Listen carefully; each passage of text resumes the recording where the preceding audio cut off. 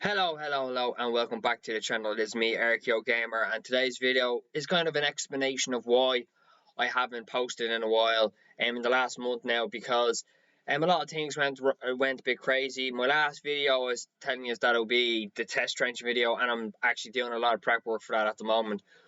But this one's just explaining why I haven't posted in the last month.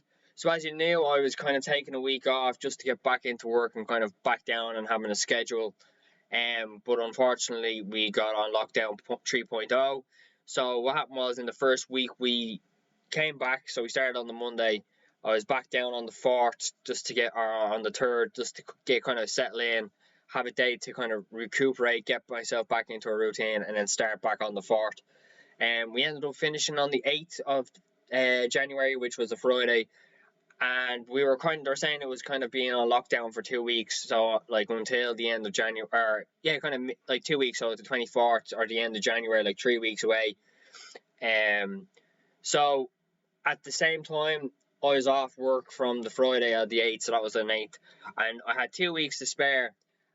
So what we were doing was, with the people that I was staying with, we kind of made an agreement. They're not actually listed. It's this thing called woofering. It's WOOFERING.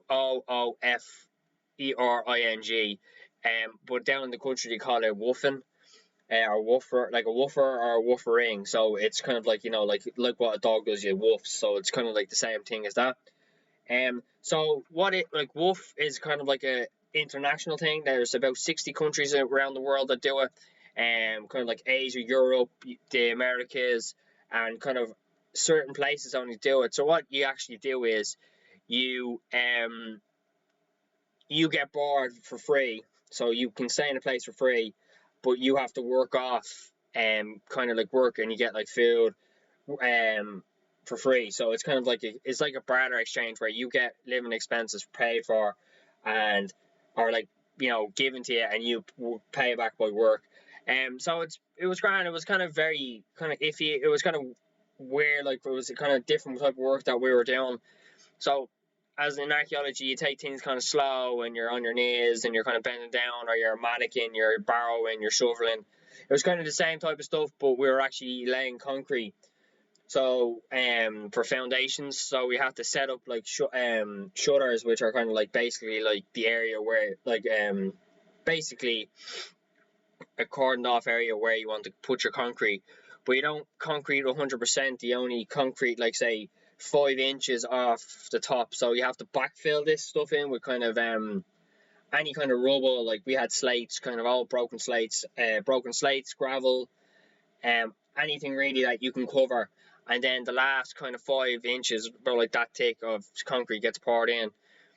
So for the first kind of like, it was kind of it was good for the like so I started on the 9th, so I started on the Saturday, and I worked up until the Saturday, and then Sunday I had off, so it was grand. But like, I had a couple of days off in between because of the weather. Like, the weather was really bad. Some days we were digging holes, that was fine, but then trying to like pour concrete in the wet, like, it's just really bad for it, because it can't settle, it can't dry out, you have to let it dry.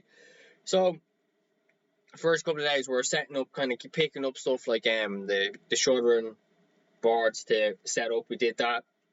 We were backfilling, so we were backfilling kind of like a wood house, and where their dogs are gonna go, and then this kind of walking area, which was kind of linked into the courtyard where they had other rooms and their shed, like utility shed. And then there's another woofing house going in there, so people that are staying in there, or like, or like a RPR or whatever wants to stay in there. And that's really it. So we were kind of covering two grounds. We had to do a lot of work, and also we were re-fencing as well. So I had to dig about eight holes, about half a centimeter or half a meter, or even like 0.67 meter deep. So the posts can come in. These posts are about maybe 12 foot in height. They're they were made out of proper concrete with rebars put into it. So we had to dig it in by hand, and then we had to move gravel from a trailer. So you know what a trailer is. If you don't, it's basically like this kind of open back kind of with two wheels. It's kind of like just basically a trailer. It's basically like you can put stuff on it and it has an open back. It's not enclosed. It's only enclosed on the sides. So we had to go down to the quarry most of the time picking up bricks or kind of concrete blocks kind of for building. We had to get gravel, and we had to get this other type of stuff called 2, 4, or 6 inch kind of rubble, and we had to backfill a couple of them. So altogether we kind of moved. I think I moved. We're saying about maybe 10 tons of gravel. I think 6 tons of that kind of 6 inch kind of rubble as well for the kind of like the rising up of this site. And I think there's 20. We had about 30 bags of concrete, so that's like 25k each. But like a cubic meter is how much. So a load like of a cubic meter is over 2.28 or something of gravel, and that's how much the maximum you can take on certain. Like other trailers have other maximums, but this trailer only had like a max range of 2.28 meters, or of kind of tons of soil or gravel. Gravel. So we had to shift that all by hand. So that means we had to like pull up, get the trailer as close as we can, and then we had to they had their cafe built. So where they wanted to gravel and put all the stuff we had to go in through so it was a high up, but we had barrel boards obviously to cut them down, but we had to shift, say the 8 tons or nearly 8 to 10 tons of gravel up and through the cafe and then down again. So it's kind of level up until you got into the cafe, and then when we were coming down it was at a slant, and then we had to fill that up then, and then we had to by hand then mix in gravel, water, and obviously the concrete mix to make that. So that took about 2 weeks to do. It was really hard going. There was days where we got kind of washed out because it was so bad. The rain was coming in in waves, and there was days where it wasn't even trying to stop, so we kind of had to call it early. So that means on the 24th of January was a Sunday. I had to come back here. Now I'm in Dublin again, and now lockdown is kind of entailed until the end of February, start of March. So it's kind of up in the air at the moment of what we're actually doing. I don't know when I'm going to go back. The people that I'm staying with, they're actually trying to open up. If they can open up, they're going to try and open up in April. So March for me, I can't stay there. I had to find somewhere else. But think we're going to cross that bridge when it comes to it. But that's what it basically is. Woofering is kind of living there for free, but also doing things for them. So we did a lot of work. I was trying to do the maths out. We did about 10 tons, I'd say, of gravel, because we kind of filled some areas in with gravel, because the way that we were concrete, we wanted concrete in level to across where their utility shed is down, or utility shed is, and then the entrance to the woofering house, and then put it down at an angle. So we had to kind of raise some bits, and then we had to set up screeds. Now screeds are these little plastic kind of triangular kind of stuff, plastic that you set up at a certain distance of where you want to pour your concrete. But then once you're in level with the screed, then you can kind of pull it back to fill in holes with kind of this big long metal kind of bar that you kind of keep it flat and make it flat. And then once that's done, I was on top of barrel bars floating these things, which is basically a big massive kind of square kind of handle with a flat edge, and it's for the plastering stuff, but it's concrete, and you kind of smooth it over. We were going from, I think it was kind of early days, woofering, the contracts are kind of for 4 to 6 hours, but I was doing maybe 8 hours, 9 hours a day. We kind of woke up at about 9 o'clock, started around maybe 9:30, and then wouldn't stop till about 6 until it started getting dark. Or there's days where we could have waited until the rain kind of blow across, and if it wasn't too bad, we'd be out shoveling the gravel from the trailer into the barrels and up it. It's a kind of different type of work that I normally do, but it's kind of similar in other senses. And Also for me, it's another skill I've learned.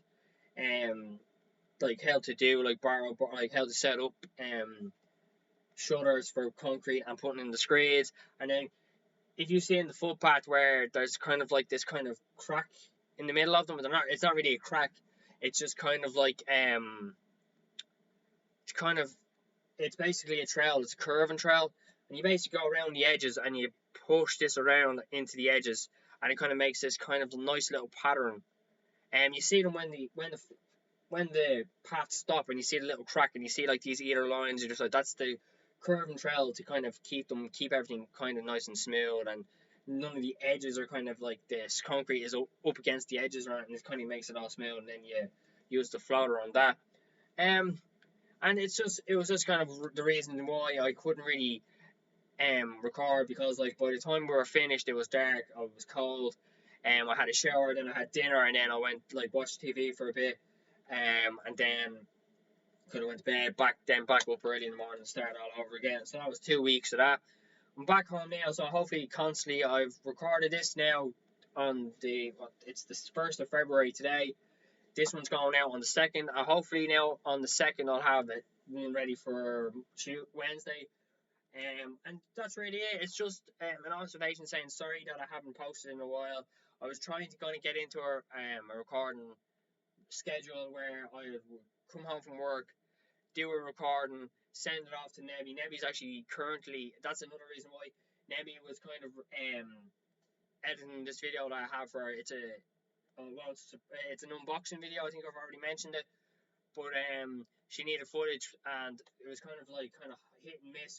Like, I was gonna ask my parents to ship the yoke down that I unboxed and kind of take footage of that, but then by the time it got here I would have had to go home, so I waited till I got home, and then just recorded it, sent it off to her. She's recording something else now for her sister Brianna.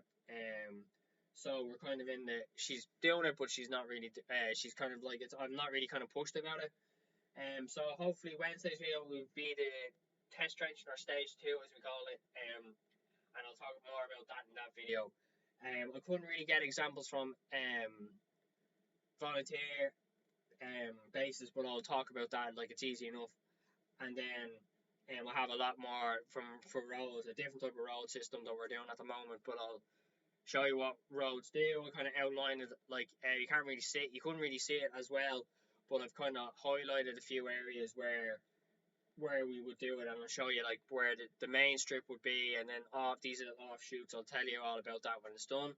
And it's just basically to say I'm sorry that I haven't. This video is just basically to say I'm sorry, and that's really it. I hope you enjoyed the video and hope you subscribe. Peace.